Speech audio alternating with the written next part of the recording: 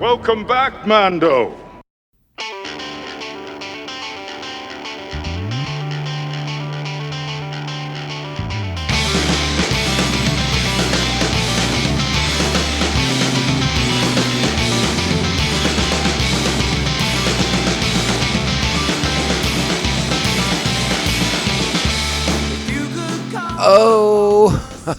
Oh, greetings, Bucketheads. Mavar Tagar. Welcome to our 378th, specifically spoiling the Mando and Grogu episode of MandoVision. I am your host, Nargai Tom, and thank you so much for checking out our small independent Star Wars podcast. So glad that you're with us. Remember, the best way to reach out to us is, of course, the socials. Hit us up at Mando_Vision on X and Insta. MandoVision of Blue Sky, and of course you can email me, MandoVisionTom@gmail.com. Make sure to like, subscribe, follow, and share this show with all the Mandalorians in your covert. Alright, as promised, Bucketheads, we are back to talk a little bit more specifically about the Mandalorian Grogu. We've had the holiday weekend. Hopefully everyone's gone out to see it. It seems like by the box office numbers that it's doing A-okay. I think it's projected to hit around 163 million. So not too shabby. You know, the projections were on the low side for a Star Wars flick. But it seems to be doing strong. I think its family friendliness bodes well for its longevity at the box office, especially if people were busy on the holiday weekend. If you're out of town, maybe you're vacationing, and you haven't had a chance to take the kids yet. So I think the movie will do well at the box office overall. I believe the budget for the film was $165 million. So they're right on par. Like the movie's definitely going to make money, and everything seems to be safe on that front. Though many other websites speculate that the true determining factor for the health of Star Wars in the cinemas will actually be when Starfighter comes out. A new movie, a new character, new. The Mandalorian and Grogu, by contrast, is safe and knowable and family friendly and all these things. But again, I think a successful return to the theaters for the Mandalorian and Grogu and for Star Wars overall. So that's good stuff. All right, now as I did mention to you, this is going to be a spoilerific episode of the show. So if you have not seen The Mandalorian and Grogu, I would advise you to hold off listening to this show until after you've seen it, or if you just don't care, or you know what's really good is if you just turn the volume down and just keep streaming it, and like that way we get those numbers. That's always fun. Just don't listen to the volume, just volume down, but keep it playing. That'll count. That counts for me. But regardless, and maybe you're one of those people, you don't care about the spoilers. You're like, whatever. Talk about whatever you want. This is an episode for you as well. All right, so that being said, we are going to transition the show into full-blown spoiler talk right after we do what we need to do, which is what you all know. All right? Because it's time. Strap on your buckets. Let's go. Get out of here. We'll hold them off. You're going to have to relocate the covert. This is the way. This is the way. All right, so yeah, we're in full-blown spoiler territory. We'll talk about the specifics. We'll talk about plot points and character things and all kinds of good stuff. We're not going to go diving too deep into the movie because it is still new. It's still fresh.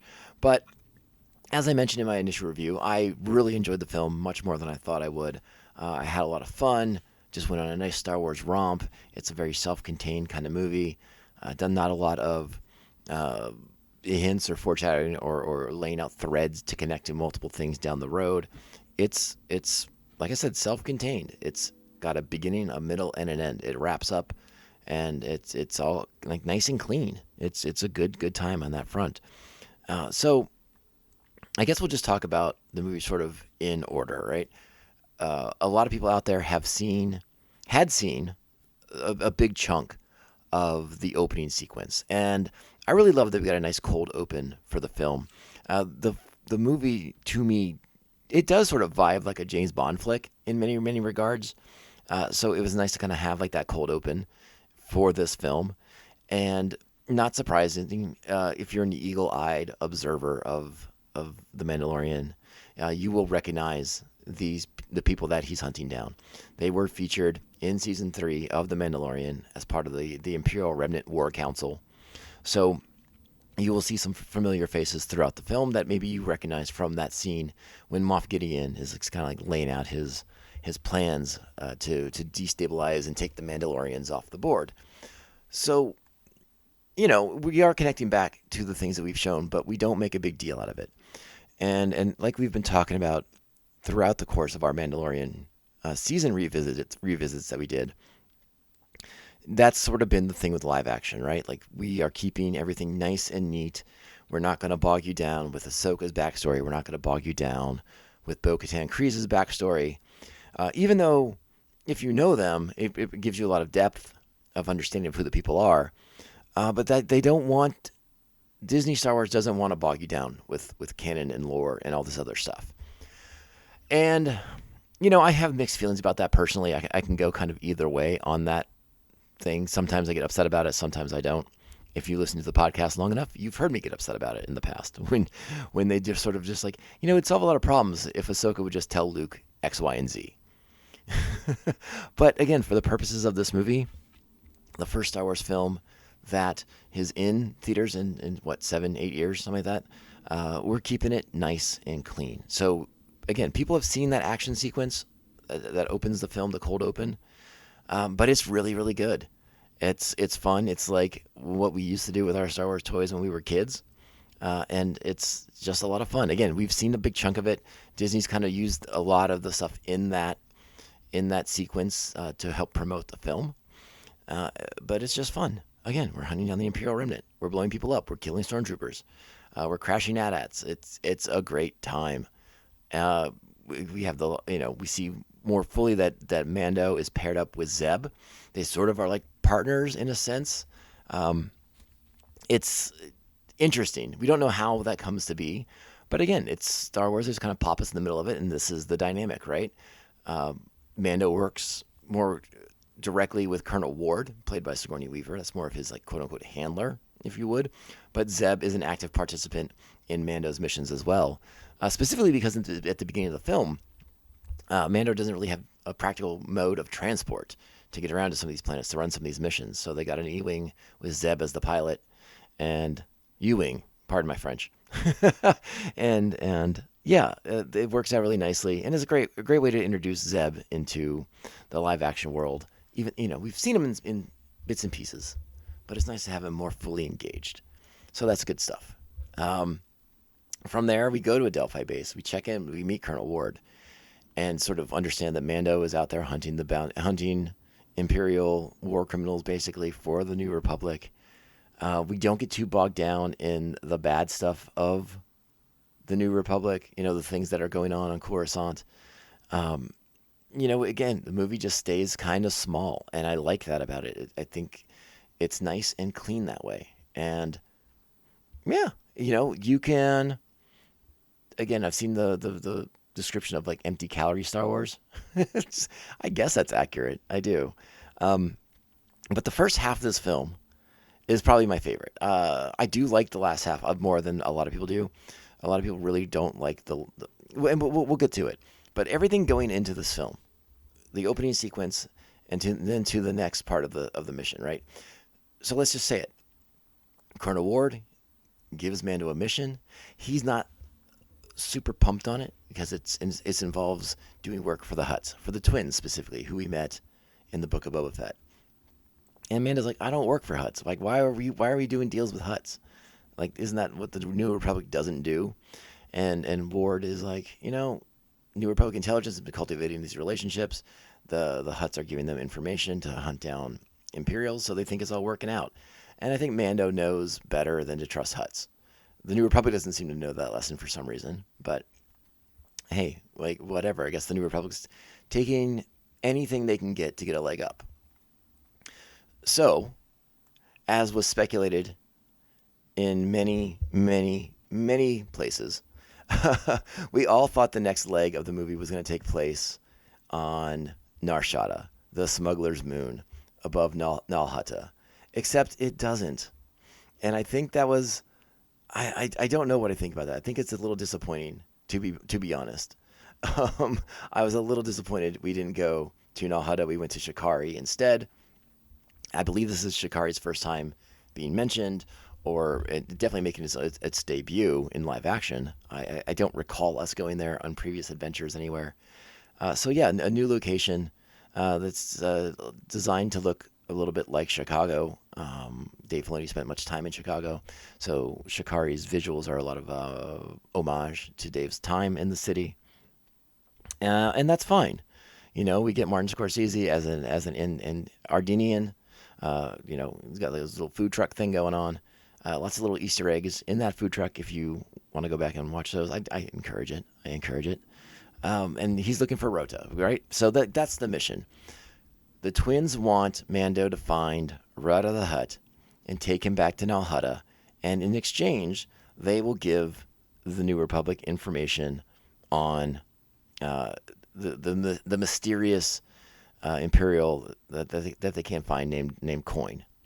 All right, Admiral Coin, I believe. They don't have a picture of him. They don't know what Coin looks like.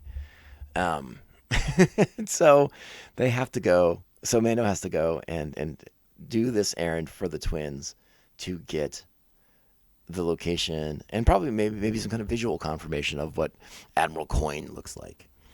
And straightforward enough, right? I think we all see the twist coming.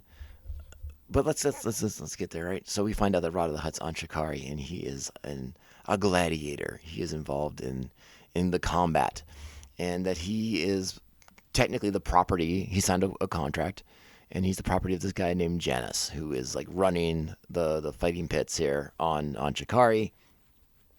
Big surprise. We will find out in about 20 minutes that Janus and Coin are the same person. And again, if you are an eagle-eyed watcher of The Mandalorian, you would recognize that actor who played Janus immediately as part of the Imperial Secret Remnant War Council, the secret Imperial Remnant War Council that we see in Mandalorian Season 3. So, again, big surprise, big twist, not really. But that's okay. That's okay. I had no problem with it. It didn't bump up against it. I'm like, we know that information, but Mando doesn't know that information. So, of course, it makes sense, and it's fine. And Mando tries to buy Rata's freedom, and, Janus tries to buy him off, and it's like, no, he's got to finish his contract. I got this big thing planned up. We're going to do a Jajaric match. It's going to be great, and then Rata the Hutt's going to die, and it's going to be epic, and I'm going to make so much money, and if you were smart, you'd bet money on this too. Well, Mando had a previous conversation with Rata. Rata liked Grogu quite a bit. They bonded, got along. And so Mando goes back and tells him, hey, man, the fix is in. This is all not going to be good for you. Rata doesn't believe it at all. So he sort of rats out Mando. Mando gets gassed. And then now Mando is going to fight Rata the Hutt in the pits. And then that goes back and forth. And then eventually the Jajaric match starts, and it gets crazy, and it's fun. And all the creatures that we saw from the Hollow Chess match in our first viewing of Episode 4, A New Hope, come to life. And it's fantastic. And then, of course, things go crazy, and the monsters get to break free, and then run amok. And it's great. It's a good sequence. It's a lot of fun. Then we storm. Then it's after this is the big reveal that Janus and Coin are the same person. So they're going to storm his house and capture him. It's a great sequence for Zeb. We see more of Mando and we see more of Rata and Grogu bonding. And it's totally fun. It's totally great. It's so good. One of the things that we find out is that we learn that Rata tells us is that the twins don't really want Rata to come back. The twins want to kill him. They want to solidify their power because Rata has like the legitimate claim to all of Jabba's old territories and to be the heir apparent, with the exception of, I would assume, Tatooine, since we all know from the book of Boba Fett, Boba Fett has seemingly taken control of Tatooine, at least temporarily. So there's that. But Rata tells us that he doesn't want anything to do with it, doesn't want to be a part of his father's legacy. The twins were horrible to him as a child. So we sort of get a little bit of like what's been going on with Rada the Hutt since we first were introduced to him back in the Clone Wars animated series, the debut movie that kicked the whole thing off.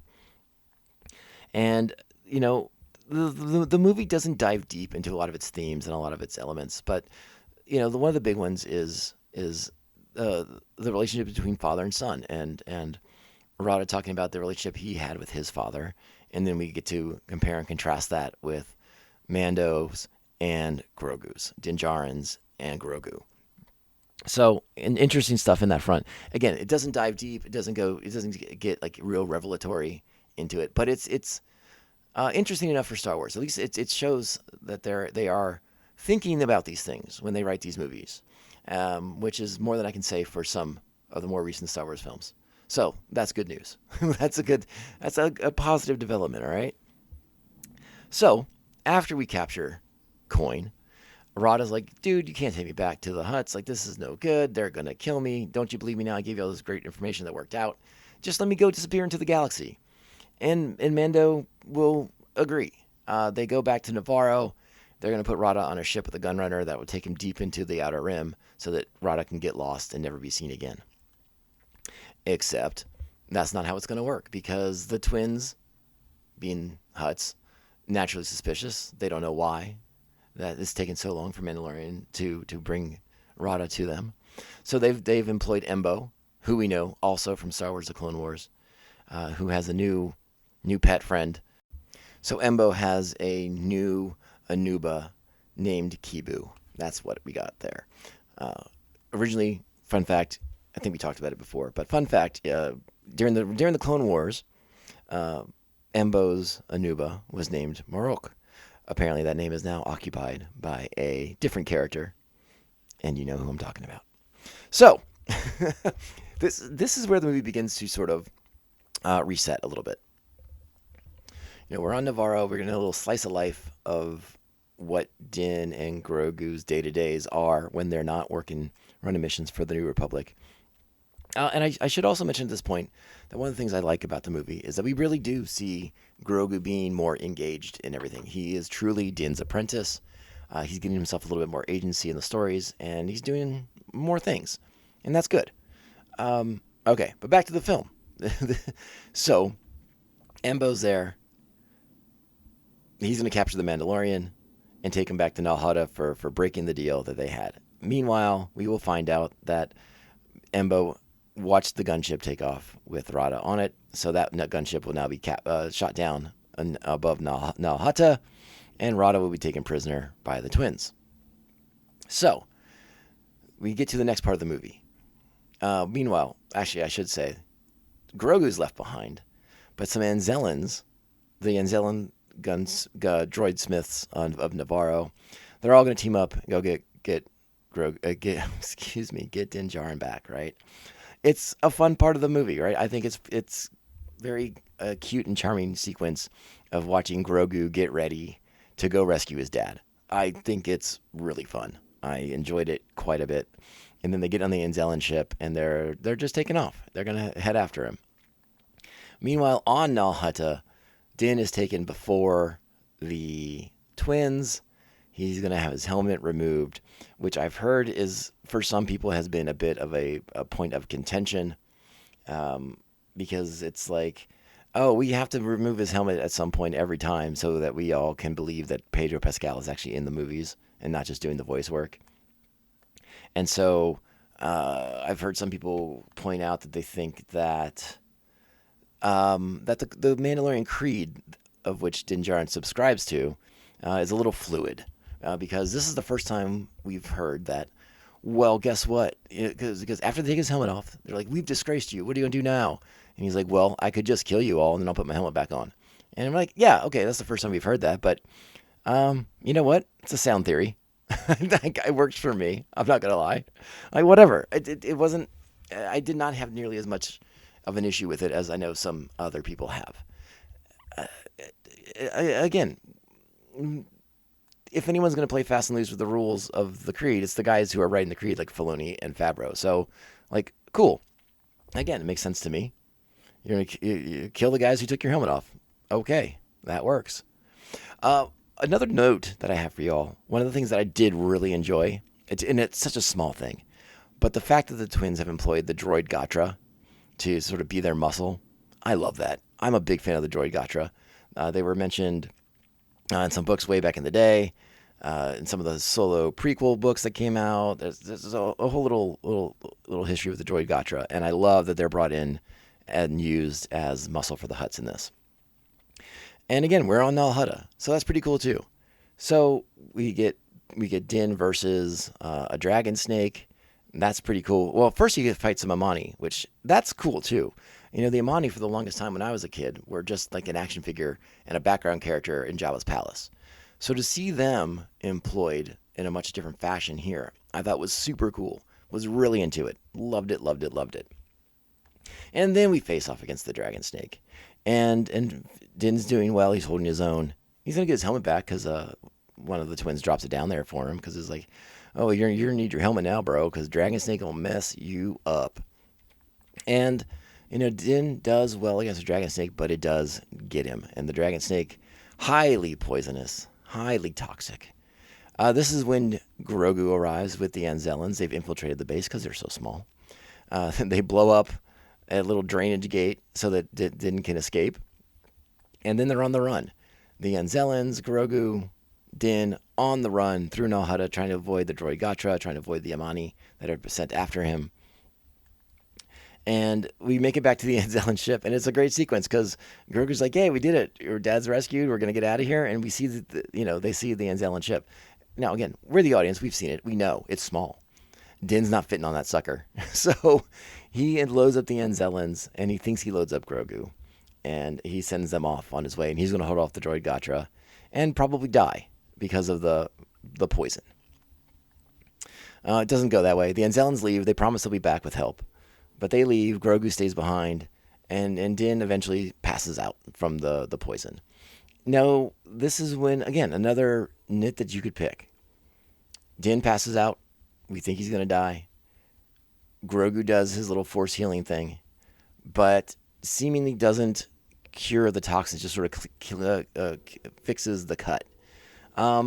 Sure, I guess if you wanted to really rip into that, you could, because we've seen him do this for Grief Karga back in season 1. Now maybe maybe Grogu just doesn't understand that he's been poisoned at this point and just thinks it's a cut. That's sort of like the logic that I use to explain it. So he has this cut, he heals the cut, but he hasn't removed the poison or cured the toxins or any of that stuff because he's unaware of it. Is sort of my take on it. If you disagree, if you think it's a bad piece of storytelling, by all means, you know what to do. Hit me up. Let me know what you think. And this leads to what one could argue is like the slow point of the film. Din out of action and Grogu taking over as sort of his caretaker. I do think the sequence goes on a smidge long, but I do like Grogu taking some initiative, right? Showing some growth that he can do more than just snack. And we see him snack quite a bit. Don't get me wrong. We see him snack a lot in this movie, but the care with which he takes of Din is cute and charming, and it's fun. He builds him a little hovel to put his body in, except it's a little on the small side. It's a fun sequence. It really is. And then we get a character. Grogu stumbles across a character who lives in the swamps around Nal Hutta, and this is sort of like a voodoo person. That's the kind of closest comparison I could think of. And he knows like some Creole backwater voodoo to deal with the dragon snake venom, and eventually he'll give it to Grogu to give to Din. Interesting sequence with that character when Embo comes looking, because again, the droid Gatra, Embo, everyone's looking for Din and Grogu at this point. They don't believe he's escaped and gone off world, so it's only a matter of time before they can find him. Eventually, we get Grogu healed. Grogu gets Din all healed up, comes back to life, and is like, you know what? I'm tired of running, buddy. Let's go fight.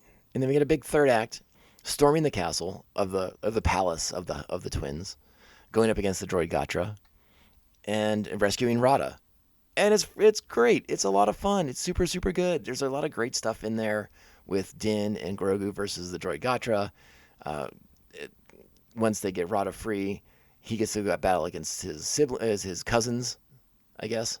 And we get Din versus Embo, and it's a really strong sequence. And of course, to really put the icing on the cake, the Anzellans show back up with the New Republic, led by Colonel Ward in some X-wings, and we get to blow up some stuff, including the Palace of the Hutts. That's great. It's such a good sequence. It's so much fun. And then we all go home. We've saved the day. We all go home. And again, like I said, there are nits you could pick about it if you wanted. Like, why didn't Din sort of anticipate that the twins were going to be really upset? We don't find out any of the information that Admiral Coyne gives to Colonel Ward, but we do find out that the Hutts were playing both sides, much like Din speculated and what Rada said basically as well. Again, straightforward, clean, simple, nice and easy on the plot stuff, but a fun time in the movie theaters. Again, I think the one sequence that's a little long is when Din is in his sort of coma, and it's just Grogu going through the swamp. It feels a little long before we get into like the main drive of the third act, but it's worth it. It all pays off, and I cannot wait to watch the movie again. I feel like I've hit on all the big things I did want to talk about. There's a lot more to get into, and I'm sure we'll get an opportunity to talk to one of our friends about this movie down the road. So I gotta reach out to some peeps, and maybe we'll get a little bit more of an active discussion, and maybe some opposing viewpoints as well, because maybe our friends of the pod, maybe they didn't like this movie, and that will be an interesting conversation. All right, so I don't think I gave it a rating necessarily, but it is 8 buckets for me. I had a blast. I can't wait to see it again. I'm probably going later this week. If not this week, then next for sure. So I hope you checked it out. If you want to go check it out again, I think the movie's got legs. I think it's going to do well at the box office for the next week or two until some more family-friendly fare arrives. So yeah, I think the Mando and Grogu will top that $200 million mark in no time at all. And then I can't wait to watch it from the comfort of my own home. All right, 8 buckets for it. And we'll be back next week, Bucketheads. I'm going to wrap up the show. We're going to get out of here. Go have a great one. Go to the movies. Be great, kind, friendly, understanding, supportive, respectful, and tolerant Star Wars fans.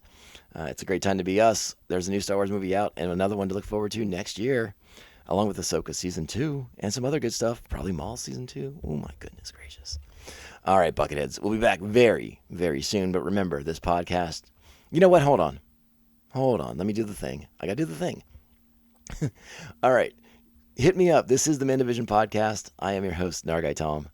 Find us on the socials at Mando_Vision on X and Insta, MandoVision at Blue Sky, and of course, you can email me your thoughts about this movie, long form, at MandoVisionTom@gmail.com.